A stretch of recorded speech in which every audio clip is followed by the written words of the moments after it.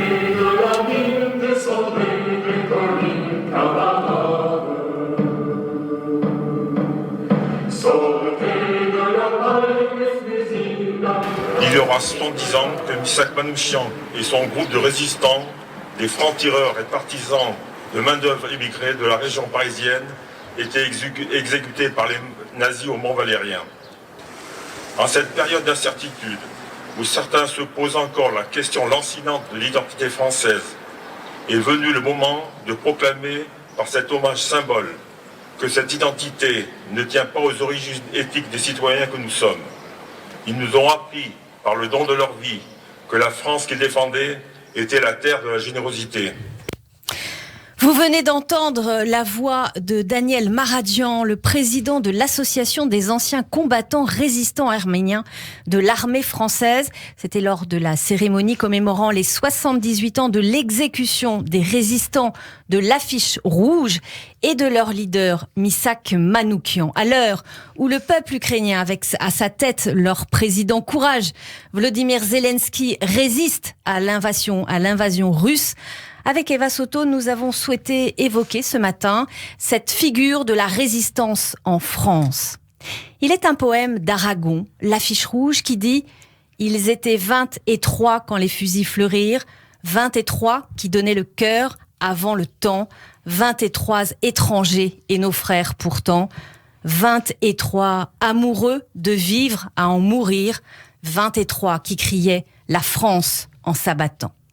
Ces vers, également chantés par Léo Ferré, comme le rappelle le journaliste Florian Bardou dans Libération, exaltent le courage du commando de l'Affiche rouge, 23 résistants communistes immigrés emmenés par l'Arménien Missak Manouchian, membre des francs-tireurs et partisans main-d'œuvre immigrés, les FTP-MOI, condamnés à mort et exécutés par la Wehrmacht le 21 février 1944 au Mont Valérien. Qui était Missak Manouchian, Eva ? Né en 1906 à Adiyaman dans l'Empire ottoman, Manouchian a survécu avec son frère au génocide arménien. Ils se sont retrouvés en Syrie avant de partir pour Marseille en 1925. Même s'ils avaient une formation de charpentier et étaient travailleurs engagés, Manouchian était connu dans les cercles arméniens en tant que poète et homme de lettres. Il était à la tête de 2 journaux culturels de la communauté franco-arménienne et en éditait un 3e. Il a été arrêté au début de la guerre à cause de ses activités de communiste militant. Une fois relâché, il a rejoint la résistance peu de temps après. Et Missak Manouchian participe pour la première fois à une action armée du groupe à Levallois-Perret. C'était le 17 mars 1943, jetant une grenade sur un détachement allemand. Il sera arrêté quelques mois plus tard et condamné à la peine de mort le 19 février 1944 par le tribunal militaire allemand de Paris pour son activité de franc-tireur.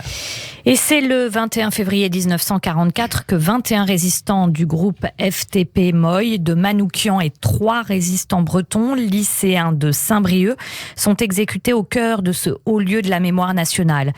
Dans quelques heures, je ne serai plus de ce monde. On va être fusillé cet après-midi, à 15h. Cela m'arrive comme un accident dans ma vie. Je n'y crois pas, mais pourtant, je sais que je ne te verrai plus jamais, écrit-il à Mélimée, sa bien-aimée, quelques heures avant sa mort, alors qu'il est enfermé à la prison de Fresnes.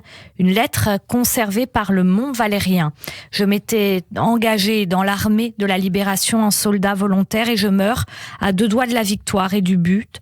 J'en suis sûre.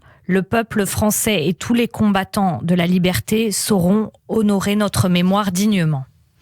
Presque un an après sa mort et celle de ses compagnons d'armes, le 2 mars 1945, au cimetière d'Ivry, on honore la mémoire de 24 résistants étrangers, dont Missak Manouchian, comme le décrit cette archive de l'époque.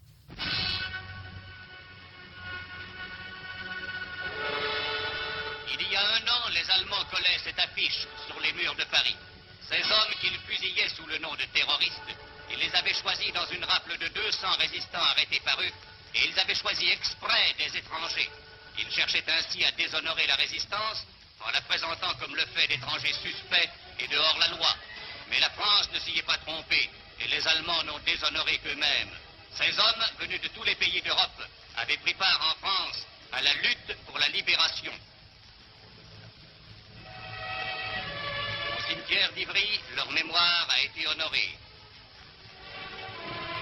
La résistance française n'oublie pas ces étrangers qui ont payé de leur vie leur amour pour cette terre de France où ils dorment aujourd'hui à côté des fusillés français. Le réseau Manoukian est connu pour être le thème principal de l'affiche rouge, une affiche présente dans toute la France en mars 1944.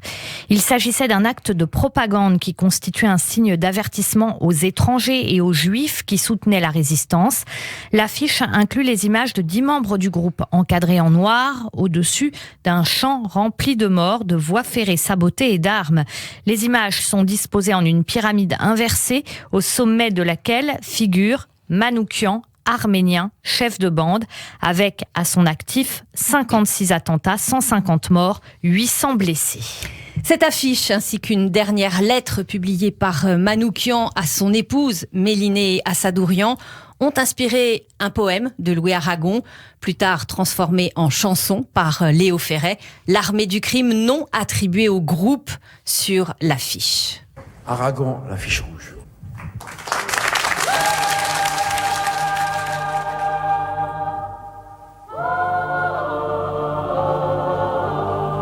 Vous n'avez réclamé la gloire, ni les larmes, ni l'orgue, ni la prière aux agonisants. 11 ans déjà que cela passe vite, 11 ans, vous étiez servis simplement de vos armes. La mort n'éblouit pas les yeux des partisans. Vous aviez vos portraits sur les murs de nos villes, noirs de barbe et de nuit, hirsutes menaçants. L'affiche qui semblait une tache de sang, parce qu'à prononcer vos noms sont difficiles.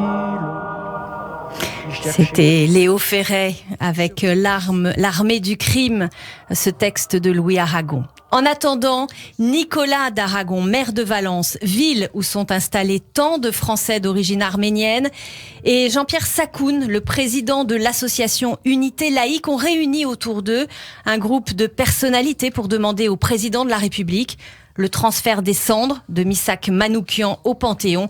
Ce projet s'appuie sur l'autorité scientifique de l'historien Denis Péchanski. Un appel public à signature a été lancé. Pour vos derniers moments, et c'est alors que l'un de vous dit calmement bonheur à tous, bonheur à ceux. Merci à Eva Soto pour votre participation à cet hommage à Missak Manoukian, une chronique que vous pouvez réécouter sur le site radioj.fr et sur l'application Radio J.